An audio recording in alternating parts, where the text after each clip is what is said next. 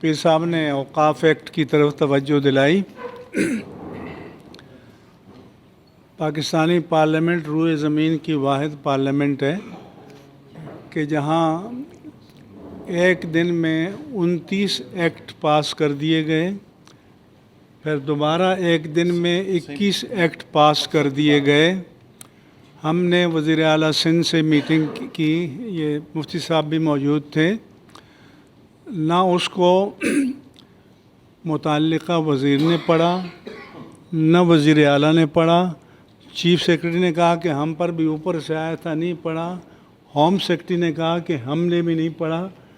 چنانچہ اس پر عمل درآمد روک دیا گیا ہے، اور انہوں نے وعدہ کیا ہے کہ ہم کمیٹی آپ لوگوں کے ساتھ مل کر بنائیں گے۔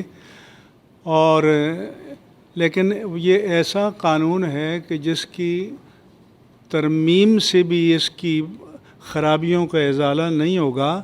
اس قانون کو غیر مشروع طور پر واپس لیا جانا چاہیے۔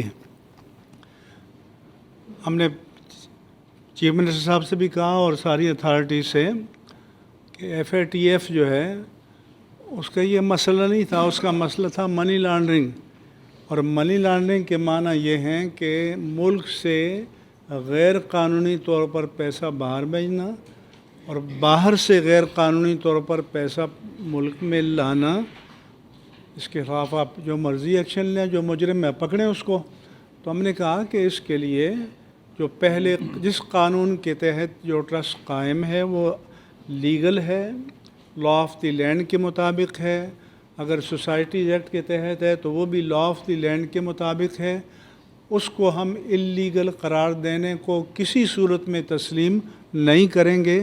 ہم نے کہا کہ پہلی کوشش ہماری یہ ہوتی ہے کہ مذاکرات سے مسئلہ حل ہو، اگر نہیں ہوگا تو پھر ساری قوتیں میدان میں آئیں گی اور اس میں کوئی بھی پیچھے نہیں رہے گا۔ آپ سب لوگ ذہنی طور پر تیار رہیں۔ اس لیے ان کو کوئی ریکوائرمنٹس ہیں ہمیں بتائیں، ہم ایک ڈکلیریشن بنا لیں گے اور ہر مسجد یا ادارے کے لوگ اس کو بھر دیں گے اور اس پر پابند رہیں گے۔ لیکن یہ تسلیم کرنے کے لیے تیار نہیں ہے کہ قانون کے تحت قائم ادارے کو غیر قانونی ڈکلیئر کیا جائے ایک اخباری اشتہار کے ذریعے۔